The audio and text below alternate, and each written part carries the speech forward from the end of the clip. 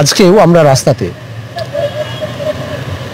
চিন্তা আনে চেতনা, আর চেতনা আনে বিপ্লব।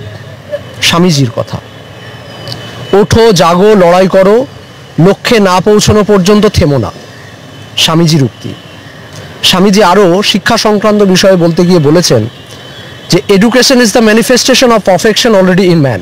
আমরা চাই যোগ্য শিক্ষক হিসাবে স্কুলে গিয়ে স্বামীজির যে মহৎ আদর্শ, যে শিক্ষা তিনি আমাদেরকে দিয়ে গেছেন, তার আরাধনা সাধনার মধ্যে দিয়ে আমরা সেই শিক্ষাকে পরবর্তী প্রজন্মের মাধ্যমে শ্রদ্ধা, যা আমরা সেই শিক্ষাকে পরবর্তী প্রজন্মের মাঝে ধারাবাহিকভাবে বিলিয়ে দিতে চাই, ছড়িয়ে দিতে চাই তার আদর্শকে।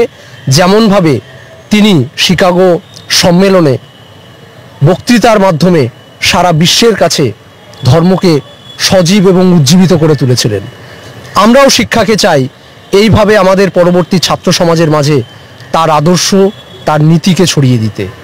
তাই আমরা যতক্ষণ না আমাদের লক্ষ্যে পৌঁছাতে পারছি ততক্ষণ পর্যন্ত আমরা উঠেছি, জেগে আছি, লক্ষ্যে না পৌঁছানো পর্যন্ত থামব না।